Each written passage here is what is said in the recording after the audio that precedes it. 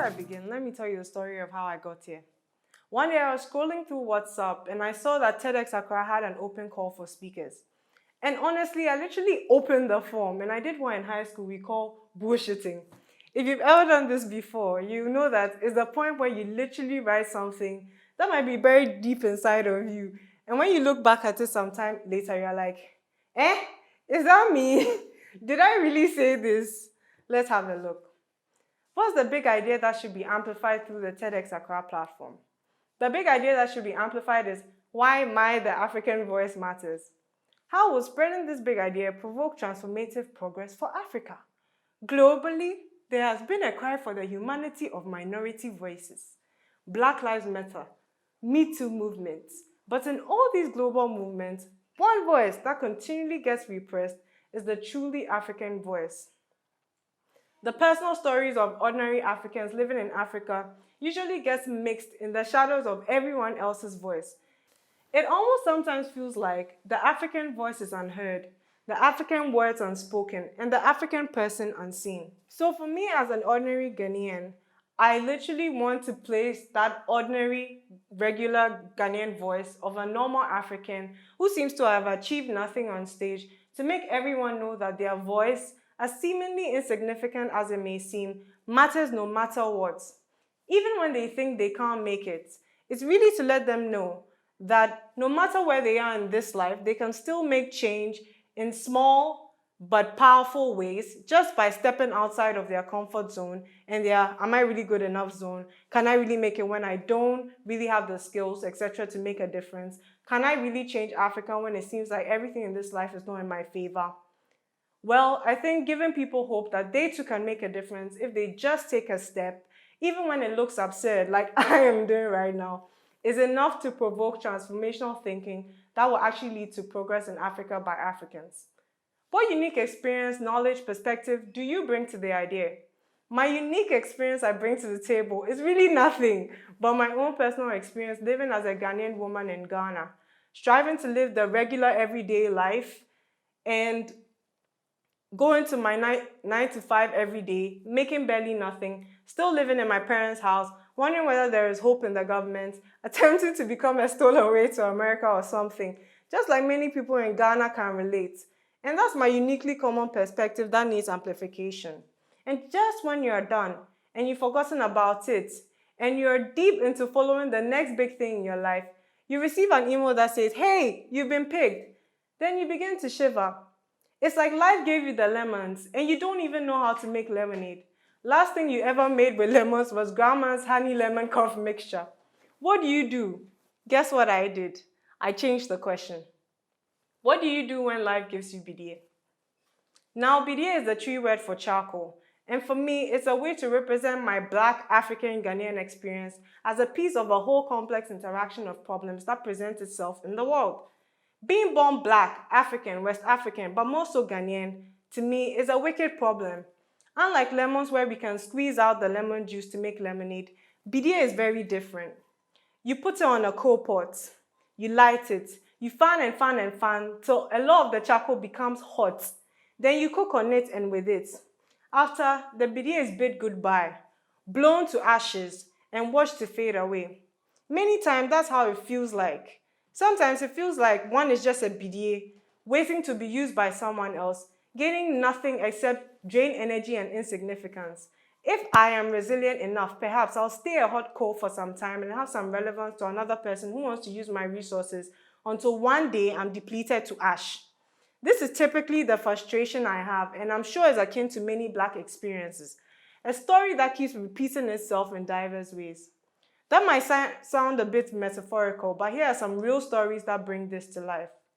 So I have a friend, let's call him James. James finished university almost 5 years ago and has been in and out of employment ever since. Before he became an Uber driver, he had a couple of jobs which came in the form of an internship. There was no obligation to pay him for the services he rendered to the companies. So after many failed attempts to secure a well-paying job, he gets a gig to drive an Uber. Sounds lucrative in the beginning, right? Only for him to realize the costs involved are just outrageous compared with his net profits, if there's any. Aside having to pay the expenses of the car. He also has to pay back his boss who lent him the car at a fixed rate each week. All this on James' neck. He's barely surviving in the economy. Currently, he has a stable job offer.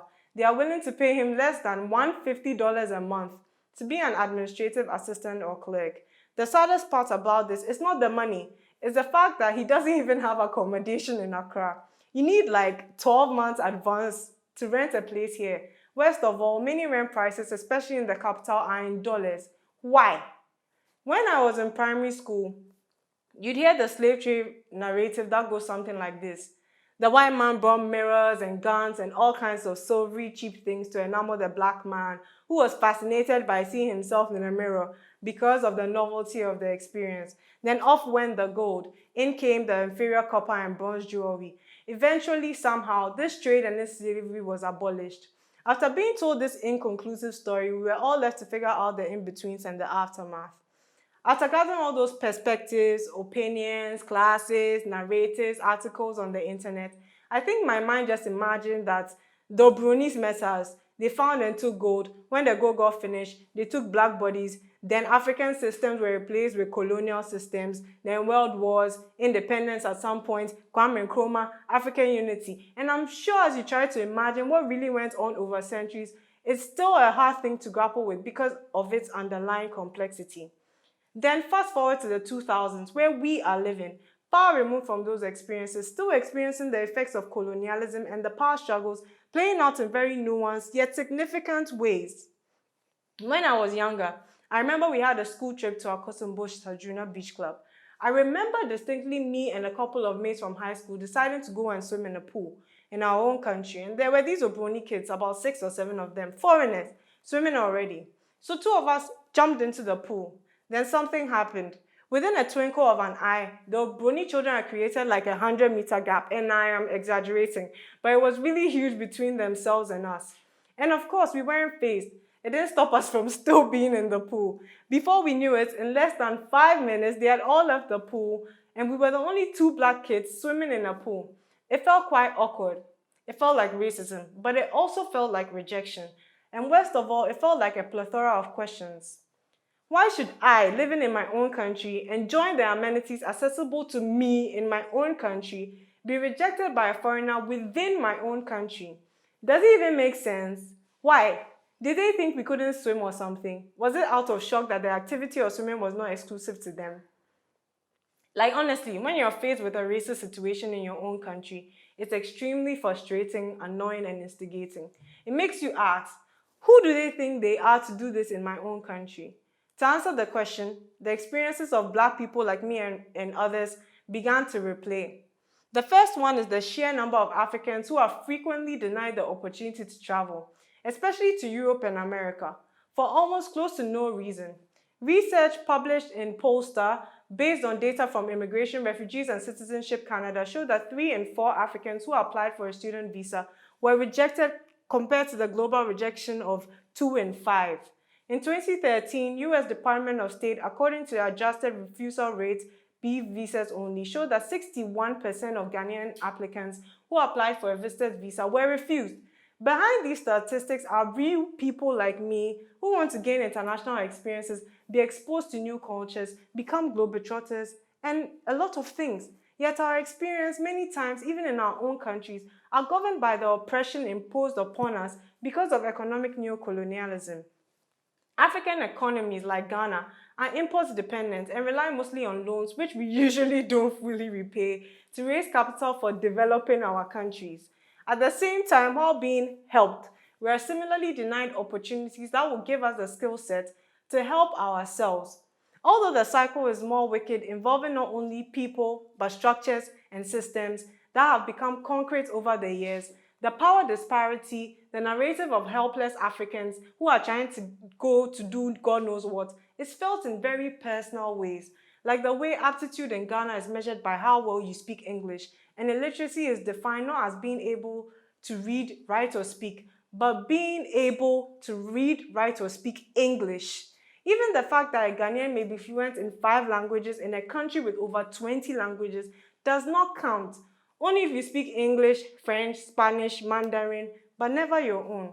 And while all these macro things are taking place, it is so easy to get lost in the melange of this grand frustration, trying to change the narrative, trying to decolonize the systems and structures that got us this far, and break down, trying to save up some 12,000 CDs from your 1,000 CD monthly pay to move from the hustle to the DB life.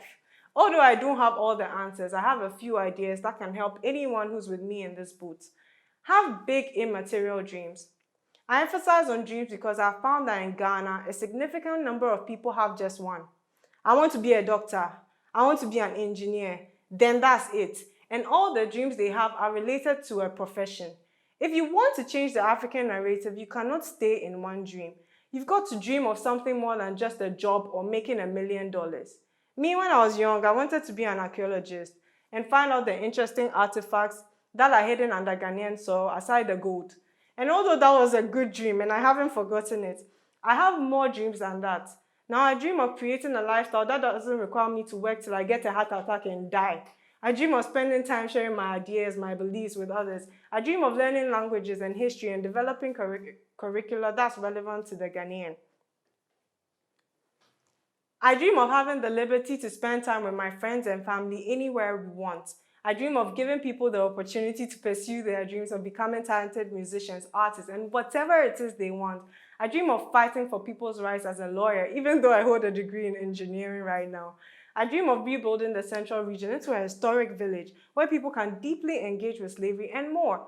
I dream of living a very long and satisfying life, not working a 9 to 5, but pouring my resources into changing the narrative of Africa and Africans and more. Focus on achieving your immaterial dreams. Africa has potential, everybody knows that. But the problem is that we ourselves are too focused on doing that which makes us money, instead of doing that which makes us happy. Because of this, we have sold our value for coins and our joy for grief. Many times, a suit and tie job may be necessary in the beginning when you have absolutely nothing. But don't wait till you have everything before you pursue your dreams. Look for small opportunities to do what you love doing and doing that which will make your dream a reality. Sacrifice some of your immediate needs and invest in your dream. In order for us as Africans to redefine our future, we need to focus on finding ways to make profit from the activities that drive our being. Let the activities of your life lead you towards achieving your dreams. Invest in relationships more than in things. If you go around Accra, you'll see big houses, big cars. Sometimes people have so much that they leave their properties for decades to rot. Meanwhile, some friends or family need places to sleep and have nowhere to go. In Ghana, sometimes there can be an opportunity available that we know could help someone. But instead of helping, we would rather toe the line of witchcraft as a means to evade our social responsibility. Instead of assisting others to grow, especially in Ghana, we'd rather engage with the crab spirits, bringing others down. Long-term crabbing does more harm than good. Instead of harming, we should be in the business of arming, equipping, assisting others to reach a level of financial freedom that will translate into bigger, larger opportunities for us all. The future of Africa and of Africans will not be found in the spirit of hoarding, but in giving and sharing. Aunties and uncles, please don't forget us, your nephews and nieces, and even we, the children of your friends of a friend. Develop grits. An advice which has since stuck with me is the one I got from Angela Duckworth's talk on grit. Basically, what she says, and I paraphrase, was that regardless of obstacles, the one thing that every successful person requires is grit. The ability to persevere regardless of the trial, the temptation, or the obstacle that comes your way. That spirit of endurance. Although I'm not an expert in perseverance, I make an effort to see my dreams come true regardless. Last year, I wanted to go to graduate school to learn how to solve wicked problems like the one I began with. What do you do when life gives you Bidie? But although I got admitted into the program and started the program, I ended up being disenrolled because I never got a visa appointment. Gosh, what a frustration. But I applied again. And although I haven't been admitted, I'm still going to find ways to solve the problems I'm passionate about, like serving Africa, seeing Africa develop in a way that's unique to the African experience and also to its people. I'm learning languages relevant in the African context because I have a dream like Kwame Nkrumah's of changing the African experience from the bottom up. Although I don't have it all figured out, I know I can push myself and continue in small yet significant ways to see things come to pass. Keep the faith. Regardless of what life throws at you, it is that which is deeply hidden in your hearts that will keep you going. According to a study published in the Psychology Teaching Review, they found that students' optimism was highly correlated with goal achievement, especially when the goal was perceived to be difficult. Martin Luther King Jr., who fought for the emancipation of Black people in America, said, "If you've got nothing worth dying for, you've got nothing worth living for." Being able to redefine Africa may seem like an insurmountable task, especially where there seems to be more out of place than in place. But it's the belief within that determines the outcome without. Personally, I have one belief that I keep that allows me to visualize my dreams, work towards achieving it, especially those that relate to myself and even to Africa. And it's simply this: all things, the good, the bad, the ugly, the disappointment, the hate, the oppression, the hurts, even the pain, the suffering, the rejection, the unfortunate situations, the laughter, the joy, the happiness, the memories, the past, the present, you name it, work together for good.